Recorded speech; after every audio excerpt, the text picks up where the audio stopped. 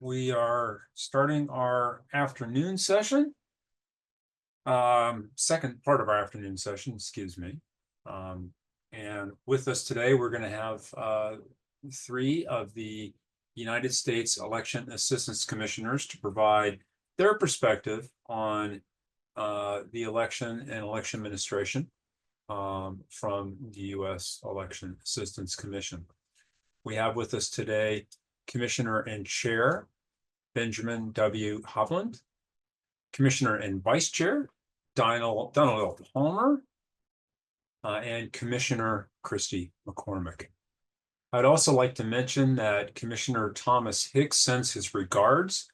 He has a conflict, but he'll be joining us next month for a segment of our election science our office hours webinar and podcast, where I'll have a chance to talk with him also about many of these same important topics. Just as a reminder, if you're a participant, please pop your questions and thoughts into the chat.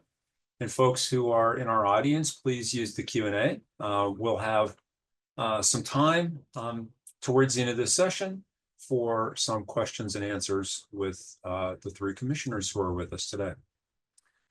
So let's start with Commissioner Hovland. Well, I think that many of the people involved in our conference know about the U.S. Election Assistance Commission and may know what they do. Some are more familiar than others. Can you briefly tell us about the history and the current mission of the EAC? Yeah, thanks for the question, and it's great to join you. So for people who are less familiar with the Election Assistance Commission, we were created by the Help America Vote Act of 2002, which was essentially Congress's response to the 2000 election. And we were created to be an independent, bipartisan federal agency. People who've watched the conversation so far today or are generally interested in this, are certainly aware that states and more localities run elections in this country. And so we often get asked, well, what do you do at the federal level? And Congress really gave us four primary mission areas. First, we test and certify voting equipment. That is an area that has grown in interest in recent years. And certainly we're expanding that programmatic area to assist and support with other election technology as well. Additionally, we distribute grant money. That is something that people always like when we've got it. We get that from Congress, so we're beholden to their appropriation process, but we're always happy to give that out and see the impact that it has on administering elections around the country. We also conduct something called the Election Administration and Voting Survey that I hope a lot of people here are familiar with. That is really the only national survey of its kind, looking at all 50 states, 5 territories in the District of Columbia, looking at how Americans participate in the process. Things like, are they voting by mail, early in person on election day? How are they getting registered? Is that at the DMV, online, through a third-party registration group? Through that, we even see, the average age of poll workers. So really covering a lot and being able to look at how each state runs elections a little bit differently and get a snapshot of that, and of course see trends over time. And then finally, we were charged with being a clearinghouse for best practices in elections. This was sort of the vaguest charge, I guess, in HAVA, but essentially what that has meant, again, recognizing that states run elections a little differently, looking for those opportunities to lift up best practices, share ideas, ensure that election officials don't have to reinvent the wheel on a number of topics. And again, it really certainly is one of the cool things about doing 50 state work is seeing how different states engage with their voters, how they serve their voters, and looking at ways that we can share that information across states to find efficiencies and ultimately help voters. I'm sorry for that clearinghouse line. I think Charles can correct me if I'm wrong, because I think that might be in our 2001 Voting Technology Project report, where we were actually calling for something like the US EAC to be developed. It's too bad you're not here on campus because we had quite a few students who wanted to meet the three of you. And this is a question, a kind of off the wall question that one of them wanted me to ask you though, because they don't understand what a commissioner does. So like just really quickly, like what exactly do you do? And from one of them, they said, can you ask them what the coolest part of his job is?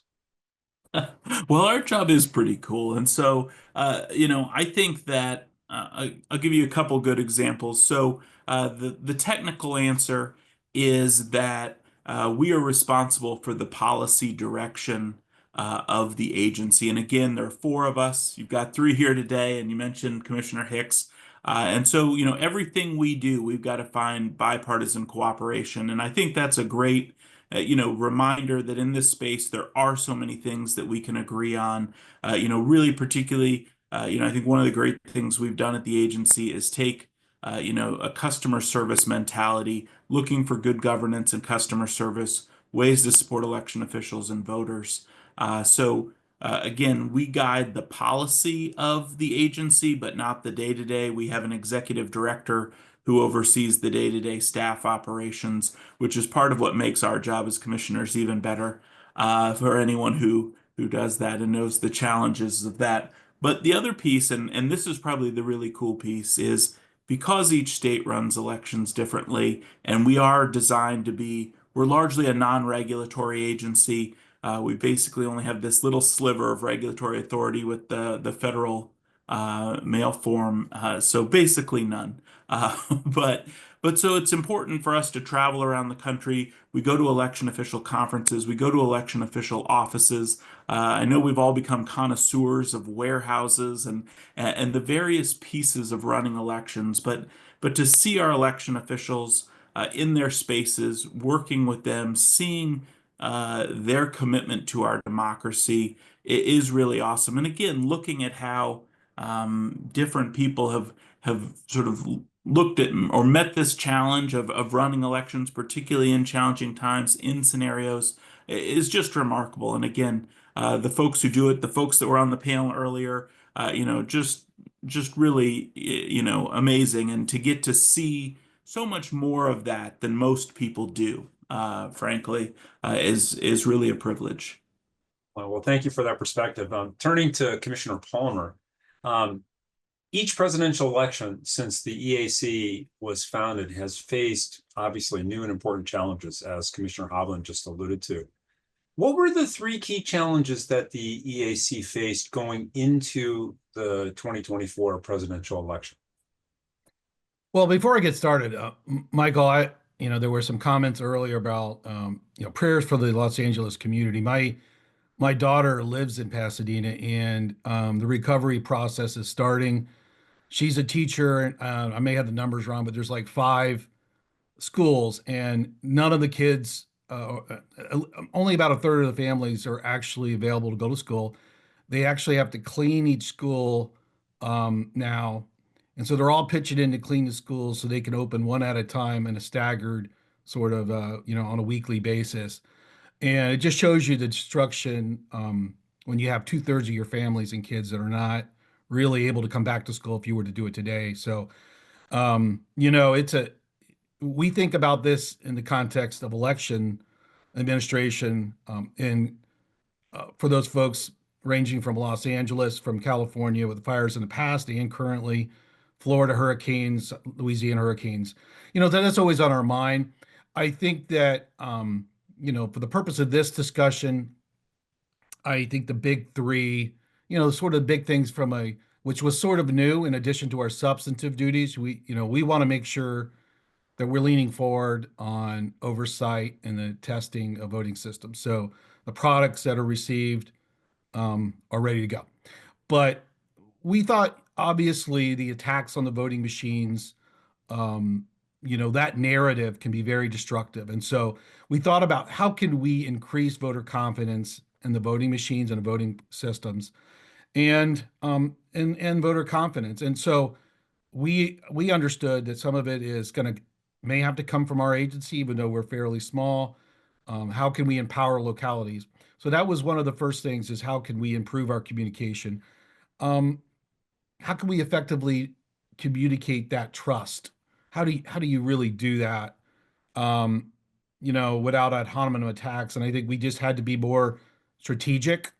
We had to be, I remember sitting in a room with my fellow commissioners about talking about Ronald Reagan's, um, sort of city on a hill. It's sort of like changing the narrative. And so I think that there was, how do we build that trust in products that we can provide, like videos, and using social media to try to help the election community and help those localities.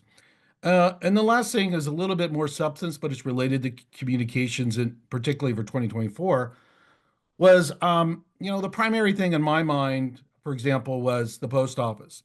Um, we don't want to decrease voter confidence, but there are limitations to that agency, and it continues to have some challenges, particularly with downsizing. And so, how do you communicate to the public that there are certain responsibilities and deadlines you really should be aware of, or you may lose your right to vote? So you have to communicate. For example, we encourage the USPS, and so I'll leave that to my colleagues to talk about. But it was really how do we communicate on those different levels to the public? Great. Well, thank you for that. And glad to hear that your daughter sounds safe. And please thank her for us for all the work that she's doing for the kids who live in our area, because I know this disaster has had a really significant impact on many young people throughout our area. So thank her for that, please. Turning to Commissioner McCormick now, with those three challenges, how did the EAC respond to each of those challenges? So thank you, Michael, for having me. I also live in Pasadena, so it's been a challenging week for all of us. But to get to the answers, first was the voting, confidence in the voting systems. As Commissioner Palmer said, that there was unprecedented attacks on the machines and a lot of mis and disinformation about how they work and how the results are taken off those machines. So one of the things we did was to do a video on the process of testing and certifying the machines. I think one of the things that people don't understand is the depth and the rigor that we go through to test the voting systems. Not only do they go through a long, multi-pronged test at our testing labs, but each of the jurisdictions also does logic and accuracy testing. I think most of them do logic and accuracy testing before the election. And so it was a challenge for us to sort of get that word out to voters that you can trust the machines. Italy, Germany, China, they're not getting the results and changing them. That's not how it works. So we've tried to do what we could to get that word out about testing and certifying the machines. It's difficult. We're a small agency, so we don't have a lot of funding to do that kind of communicating that we really need to do. But we're chipping away at it, and we've got a lot of products to try to explain the process. We've also got one-pagers and just all kinds of resources that people can look at about how we do the testing and certification of the voting systems and their security. The other thing Commissioner Palmer mentioned was, effectively communicating trust to the voters in the elections. Again, this is a challenge. This is where our clearinghouse comes in, because we create all kinds of resources, to sort of help election officials get the word out to voters on the information that they need to vote. Voter education is huge. We need to do a lot more of that, but we have gotten, we do videos, we do communication toolkits with graphics that we allow the election officials to plagiarize as much as possible for their own social media accounts. We do all kinds of things to support them in getting the word out to the voters on the appropriate information they need, the correct information they need to go vote and how to vote, whether it's, planning to vote, how to plan to vote, or where to vote, or how, whatever the system is in any jurisdiction, we're trying to support that. And of course, Commissioner Hovland mentioned about how difficult it is because everybody does something a little different. So we're trying to sort of, walk that line to provide the correct information and hope that the jurisdictions will provide the more detailed information that voters need. And then, trying to build that trust in the elections is it's a challenge. We're a small agency, as I said, and we don't have a lot of funding, but we do what we can to try to get the word out to voters and to support election officials in getting that word out as well. Commissioner Palmer also mentioned the USPS. It's been a challenge. Vote by mail issues have continued to plague elections. We set up several meetings with the Postmaster General this year and tried to work through some of the issues that the postal system was having with our vote by mail, with our mail ballots. They like to say at the post office, we're 98 to 99% accurate. We get these out 98 to 99% of the time. But when you look at the numbers, 65 million people voted by mail in 2020. And if it's a 98 to 99% success rate, that means it's a 1 to 2% failure rate. And if you do those numbers, we're looking at 650,000 to 700,000 or more disenfranchised voters whose ballots didn't get there on time. So that's a big challenge. We're trying to get the post office to make some changes, to work with us in getting the information out to voters on when they need to get their ballot in the mail, get those ballots tracked, follow up on them. And then, one of the other things we had to work on as well, I don't know if Commissioner Palmer mentioned this, but the turnover in election officials, that was a big concern. And we did what we could to provide training, provide resources to help the states get their folks up to speed. We've created a learning lab, which we're hoping to roll out even wider scope on to provide some training. But everybody did a great job. One of the things I think people were worried about was that people wouldn't be ready for the presidential. But I think election officials over-prepared.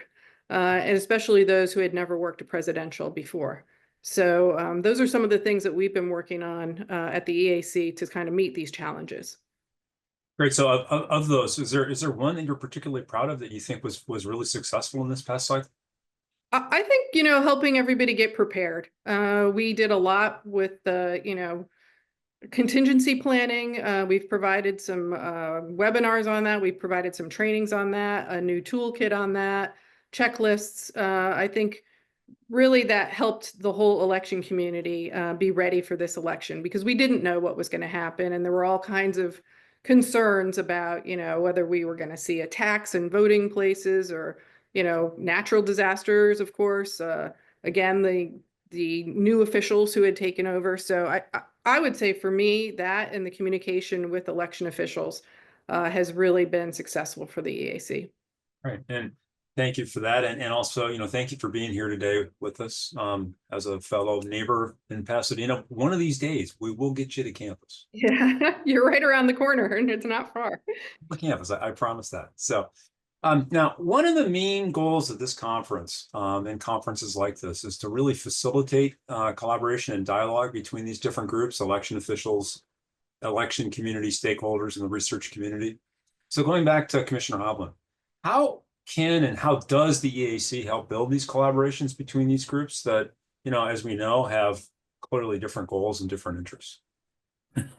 Well, thanks for that question. And I think we're uniquely positioned to help on that in a number of ways. Again, the clearinghouse function is sort of very broad authority. We're looking out across elections across the country. When we look to sort of invest and focus on areas, when you're doing sort of the 50 state, usually we're looking for issues that at least cover, obviously preferably 50 states, but 40, 45, those are some of the areas that we focus on. But that doesn't mean we aren't hearing things or seeing things at conferences. we do a lot of cross-pollinating through the travels and conversations at conferences, certainly like this, but also at very specific election official state association conferences and national conferences. Um, and then things we've also expanded some of our programmatic areas. We have a number of our clearinghouse team now, our former state officials, and in those states, we have a field services team that also has a regional presence, and so those folks are also certainly there. And I think about that coming to fruition in a couple ways. One is again projects that we're interested in, areas that we're trying to do research on. We've worked with contracted with academics to do a number of these things, and often we'll be like, well, where should we do this? And we can use things like our advisory boards or other entities to put out there into the world, hey, we're looking to do a study on this. Are there volunteers? And getting those jurisdictions that are interested and willing to participate. We've seen success in that regard.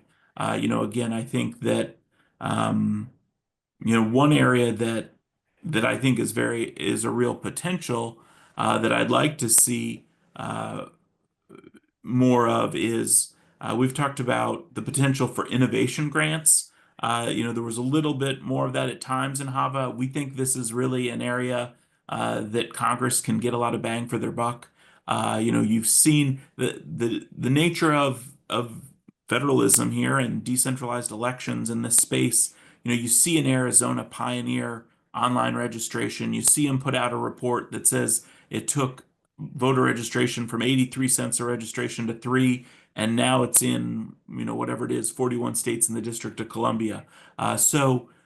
Certainly helping to sort of spur that innovation. But then, of course, if you do that, you need to document it, you need to show it, and so those to me are very natural collaborations. I think more broadly the conversations around where are those win-wins for the community, things that can help the election officials, but also create interesting research projects. One of the areas that we're also looking at, we do the EVES survey. People know that. We're looking at expanding our research capacity. We've been talking about maybe a survey vehicle or a series of vehicles that we do in opposite years to the EVES. My colleagues heard me say the other day, I would like us to call it odds so that we have odds and EVES. But I think some of the goals of that should be looking at where there are gaps, where we could play a role in collecting data sets that then help, when the research community is sitting there saying, oh, I'd love to do this, or I think this could help election officials, but we don't have the data set. I think that we have more potential to collect some of that and again play a role where folks can then utilize that and then analyze that to support the overall space. So again, I don't think there's a shortage of ways. And going back to the last question you asked, Christy, one that I just want to throw in that I know we're all proud of, but I think is an example of how even though things are localized, you can have this role at a national or an impact at the national level. Is in 2020, we created National Poll Worker Recruitment Day. We've continued that. It has been successful, raising awareness about recruiting poll workers, kind of creating this national day of action and attention, creating the helpamericavote.gov website, which gets people to their state or local sign up. But then thinking about how that correlates to some of what Charles was talking about earlier, where people's trust in the process stems from them having a positive experience at their own polling place. Well, having a positive experience at your polling place, depends on you having poll workers, having people that are enthusiastic about participating, helping to run our elections, being that customer service face of democracy. And so I certainly think there are ways that you can have an impact and see these things that are maybe unanticipated. And certainly that was that's one that I know we're all proud of, and it's been great to raise awareness that this is a way people can serve their communities, and we've really seen a great reaction across the states, people embracing that, people signing up who hadn't otherwise. So again, excited about sort of all those opportunities and continuing to build off it. Great, thanks. It's wonderful to hear about the wins, right? So Commissioner Palmer, so one of the themes of this conference and a theme of a lot of the research that's been done over the last couple of years, especially relating to elections, is misinformation. We know there's always been a lot of misinformation about elections and election integrity. That's not a new problem. But from your perspective at the EAC and just generally with your experience in elections, what's different today about election misinformation and the problem of election misinformation that makes it such a challenge? Well, I think that it's more widespread, and it's the virality, the things that can go viral so quickly on social media. It really is a World Wide Web. When we think about it, it really wasn't World Wide Web. It would, if Russia made an attack and disinformation attack, you had a centralized mass media. Social media, we've had the rise of social media, but really the decline and fall of centralized media. And we don't really have trusted institutions, news media, and then government institutions aren't trusted for a variety of reasons. That's something that's going to be a challenge for a federal agency. Number one, we're already going to be strapped on how trustful will they believe the commission. We do have some advantages. We are a bipartisan agency, so we try to speak to all groups. And when we all speak with a united voice, we can make an impact. But I think that it's a particular challenge because you have an influencer who might have false information, and that person might get 100 million, clicks or whatever, and there's no real way to rebut that. There's no real way to educate that. They may be right 60% of the time, but the 40% of the time it can be detrimental to folks' basic understanding of elections. So I think that's the big issue is basically the distrust of the media and of institutions, and so it just makes it that much more difficult. And so we're in a place where I think we really are, as we've had programs to sort of focus voters on their trusted sources at the local, state, sometimes federal level, but mostly local and state. And those are not big voices. Secretary of State's offices, local offices, EAC, we're not really equipped with major budgets and able to propagate messages to the public, to form narratives, to rebut narratives. And sometimes even defenders of the system may get things wrong, or we become involved in the political debate. That's why I try to focus, legislators and leaders that there's policy debates, have at it, but try to keep basic roads and bridges of election administration out of it. We're not always successful on that point. Yeah, that has always been a challenge.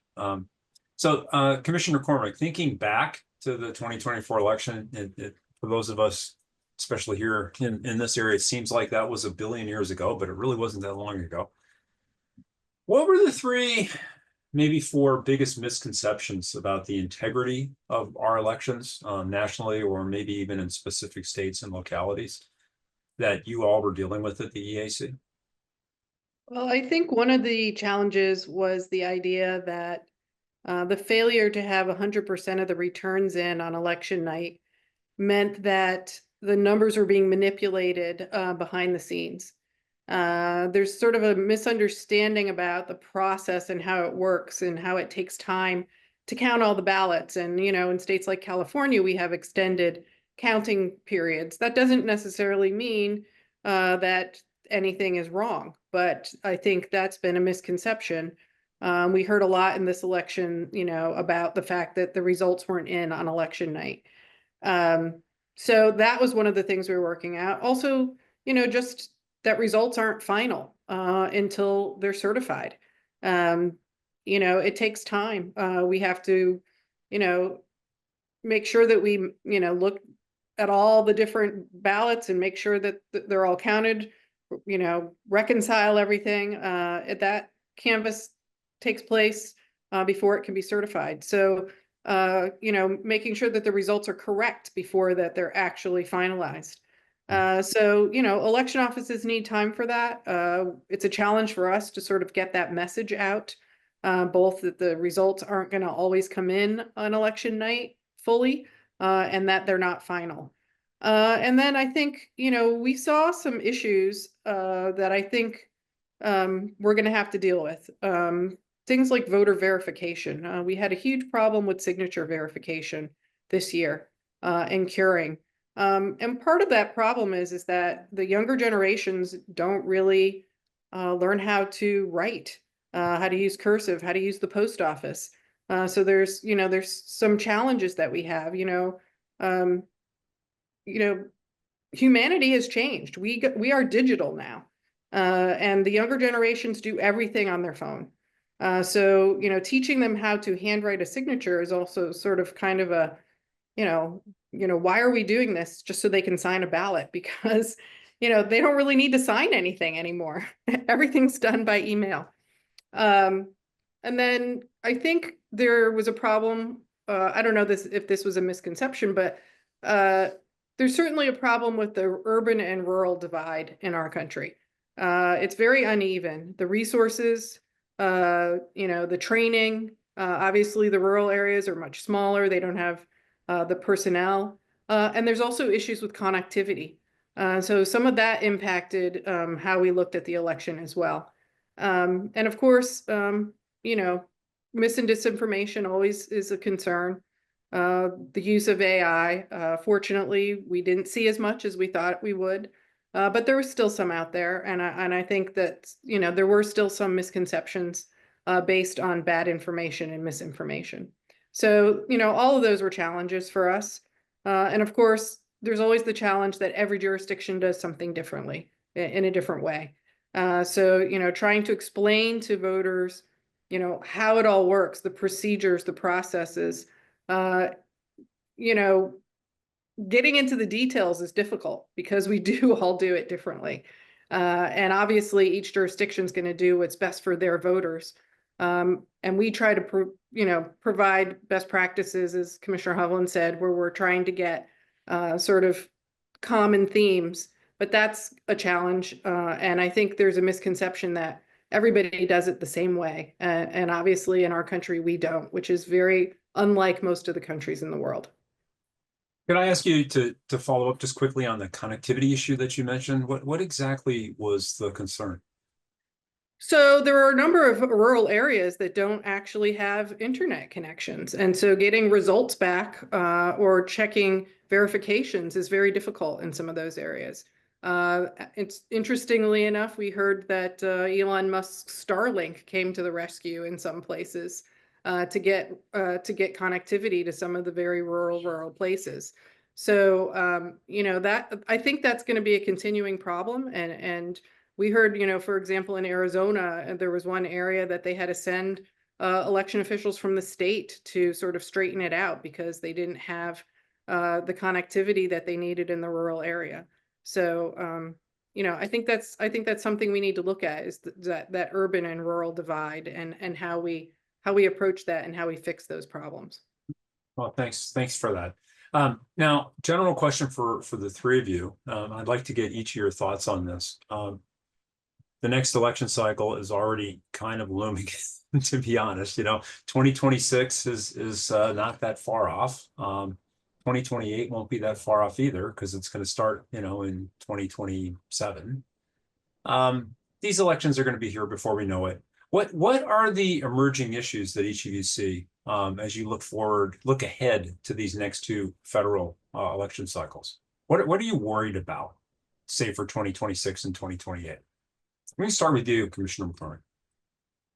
So I think one of the things is staying ahead of emerging technologies. We've got a whole lot of new technology that we're starting to use in the election space. You know, we have now started what we call the E-STEP program, which is the election supporting technology program that we have started. We did a pilot with e-poll books, which most jurisdictions are using now. We're working on ballot delivery and also on election night reporting. But these new technologies, I think we need to set some guidelines.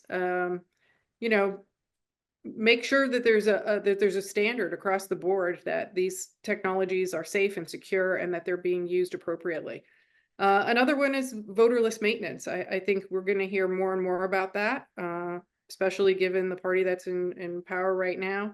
You know, how do we do list maintenance in an appropriate way? How do we make sure that we keep as many people on the voter rolls as possible who are eligible without making mistakes? And you know, when we quote purge our lists, you know, how are we doing that? You know, we need to figure out a way for voters to be able to tell their previous jurisdictions when they move, so that they can be taken off the rolls and the rolls can be clean. So those are a couple of things I think we're going to have to work on some more. We've done a little bit of work on this, but we have a lot more work to do. Thank you, Commissioner Palmer. Same question. You know, I agree with Commissioner McCormick. I think that, you know, VBSG 2.0 was adopted a year or so ago. I think that we are now really with systems and testing. The next generation of systems will be here before you know it. So how do we navigate that and communicate the trust in elections? So that mission will continue. I think that we heard some dramatic statistics about election officials leaving the community. It's even higher than I thought or predicted in the worst of the worst times pre-2024. And so, you know, part of our goal here is to help professionalize the community. Coming from the military, it's really about training and education and certification. And so whatever we can do in the future about that to sort of train a new generation of election officials, you know, we want to be a part of that. I think we can add to that. And the last thing is, and I think a couple of your panelists have talked about the importance of audits. You see it in the polling, you see it, it's really a bipartisan issue. But the reality of it is there's a whole plethora of audits. They're done about a dozen different ways, and there's no accreditation process. So I'm hopeful that we could look at some of the best audits, do some standards for the community, voluntary standards, of course, and accreditation. Just do a little bit more in audits, because that, as I've heard from multiple panelists, just the fact that you do audits or you even think you do audits will increase confidence in elections, and it's actually good policy too. So, and you know, I hope that we can do more with that. Well, that's great. Thank you, Commissioner Hovland. Thanks. You know, I agree with my colleagues on a number of on what they've said, and I'll just sort of tease out a couple of those. Commissioner Palmer mentioned turnover.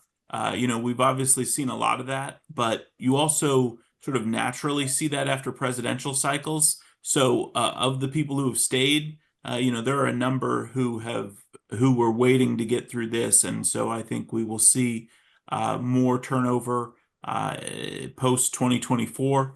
I think that you know, much of that is, you know, we've been seeing some of it before 20. You know, in 2019, I remember a lot of turnover that was happening because of a generation aging out, you know, political shifts, you know, and frankly, some people running for treasurer because it paid the same and was easier.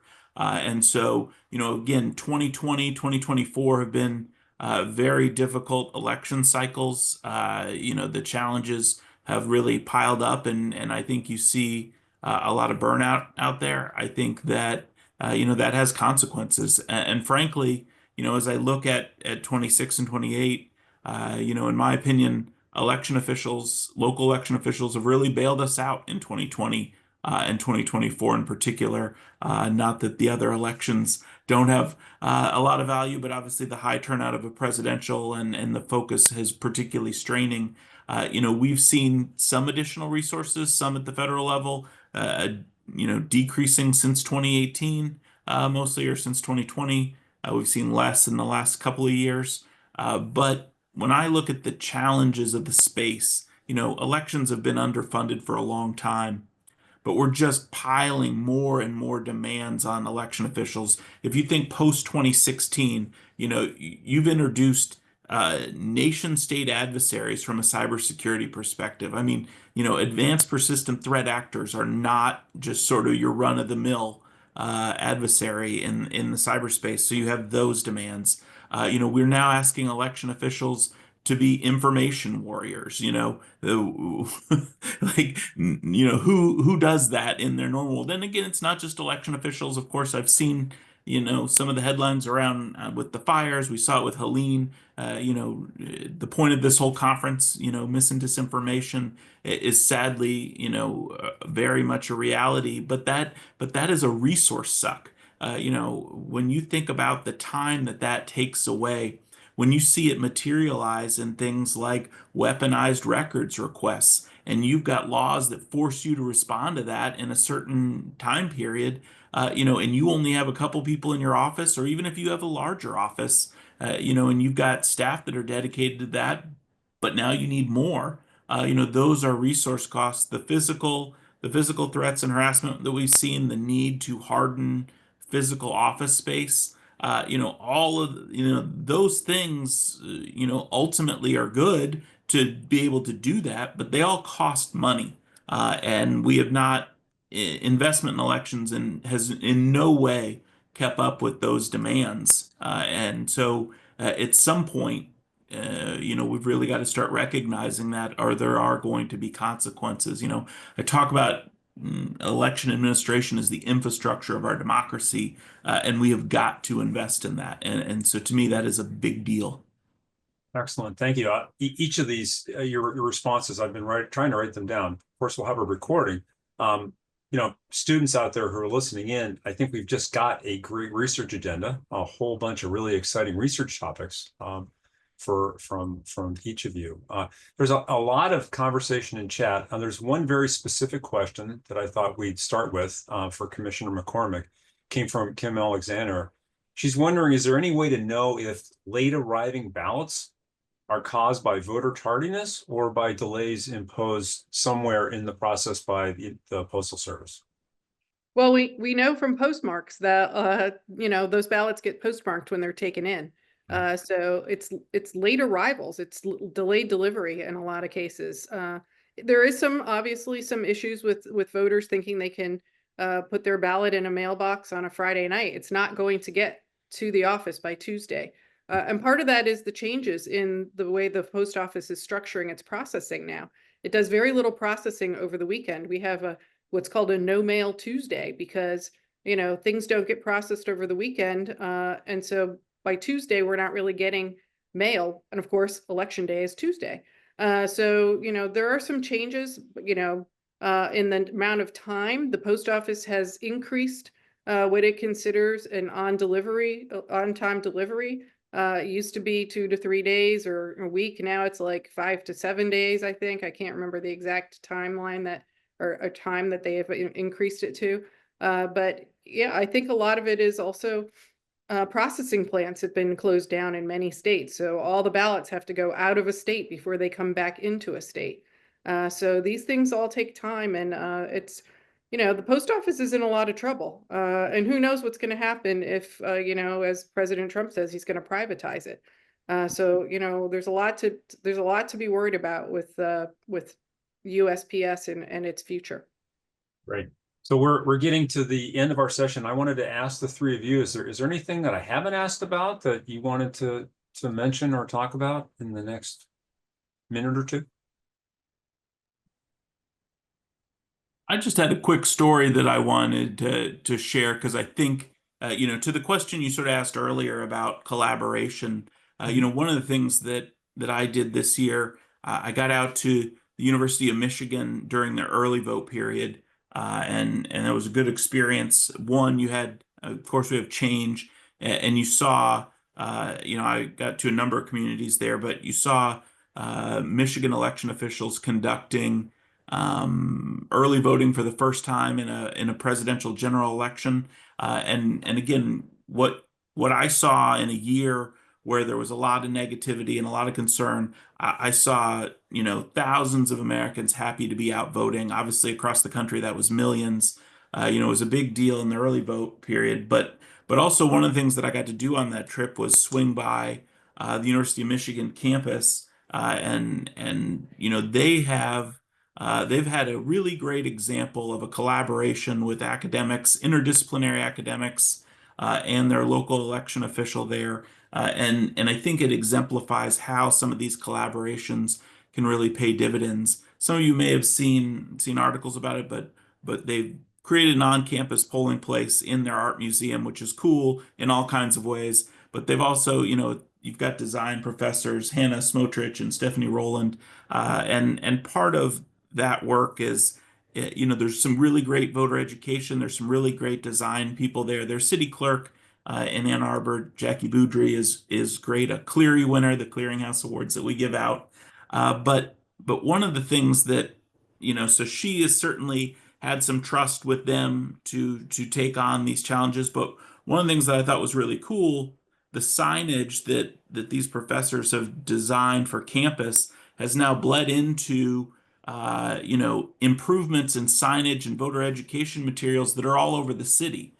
So this started as sort of a campus project, but as a result, that city clerk's office has gotten, great professional design work that they never would have had the resources or would have dedicated the resources to that redo. But really great educational materials at their drop boxes that walk people through the steps to make sure they're ready. Again, signs that help people through the process or are eye-catching. One of the really great ones they did was Michigan has straight party voting, and that was confusing for a number of people not familiar with the process. They had created these giant sort of posters that explain it, and what the clerk told me was it was saving her poll workers so much time to be able to just direct people over to the poster, and they're like, oh, now I get it. And so to me, there were just so many examples in this of how that collaboration can really pay dividends for certainly researchers and academics, but also election officials, and then ultimately the voters. So just wanted to share that story and highlight that these collaborations matter and can really make a difference. That's a great story. I'm gonna borrow that one. I was gonna say steal. I'm not gonna steal. I'm gonna borrow that one. I think it's a great way to talk about how these collaborations not only can benefit election officials and academics, but can have these spillover effects that can be very, very exciting. So thank you for that. We're out of time, so I want to thank each of you for taking the time to be with us today. And I will again promise we'll get all 4 of you to campus at some point, and also point out that we do have really nice facilities. So the next time you want to be in Southern California, give us a call for your next hearing. We'd be happy to help with that. Invitation heard. We are lookout. Okay. We're coming your way. It'll drive Thank you. my director or our director of government affairs, I'm sure, crazy, but anyway, the invitation is out there. So thank you again.